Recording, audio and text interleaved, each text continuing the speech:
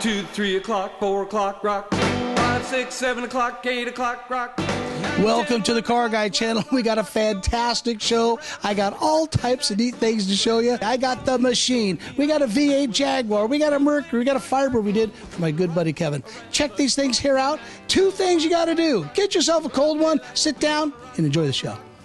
I got these 4 cars out of my collection, but there's one car that I want to show you that I just got. It's absolutely spectacular. We're going to go through this. So we got some pictures to show you of the 1998 Jaguar XJS convertible. Underneath the hood, something a little bit different because it's my new driver I'm going to be using. You see me tooling around town in that car? It's really pretty neat. Now, this LT1 Corvette engine was specially chosen for these cars because they have a real low plenum. And the plenum manifold is so low, so when you close the hood, you really have a lot of clearance for these type of Jaguar conversions. Perfect transplant for them. They got the mass airflow sensor up in the front, the air cleaner switches over there. Now, something that's really kind of interesting on this car, we put the computer system right over here. Keeps it nice and cool, and that's where all the wiring goes. That right there was really quite a bit of the challenge of doing this car. But it has dual electric fans, has air conditioning, single drive pulley belt on the front. Of course, has alternator, air conditioning, all the stuff on it. And it's really just a neat way to go about it because the V12s, I don't want to say were undependable or not very powerful for what they were. They were a real massive, large engine, and the V12 really takes up a lot of space, and there's just really nothing about the performance I can say just to be on positive side of the LT1 engine. This right here is pumping out pretty much about 370 horsepower, and the V12 Jag had nowhere near that type of horsepower. They were barely breaking 240. If you caught one of my episodes a little while back when I picked up a little Rambler Scrambler, 1969 car, red, white, and blue. I think they're just really cool. A lot about America. And I always wanted to have that in my collection. They only made 2,380 of these particular cars. And of course, with the color combination, they claim 1,000 were done with the red, white, and blue stickers. And these right here were custom made originally by 3M products. So that's when they teamed up with 3M to go ahead and make these cars red, white, and blue. And the designers for this car, they really believed the whole American world, which I do too, and they really wanted to put that into a car. So when they made a 1970 Rambler, and they go turn this Rebel into this monstrous beast, it's great for the drag strips. I was mentioning what the hood scoop does. Now, this is a vacuum operated solenoid. When this solenoid goes ahead and gets vacuum to it, it opens up vents inside here and closes the vents when you don't need them. And that's good for ram air induction. Then you're going to ask me, all you guys out there and gals are pretty sharp about this, where's the induction air cleaner? We do have the induction air cleaner set aside. We put this here on really for driving and going to a few events. We didn't really need that on the car.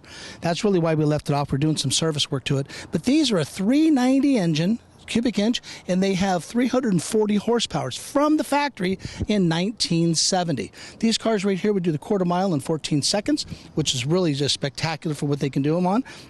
And they were drag cars, and that's really what they were meant to be, and that's how they drove these on the road. Now, this particular 1968 Pontiac Firebird coupe is not one of my cars. It's not in my collection. I've had many of them in the past.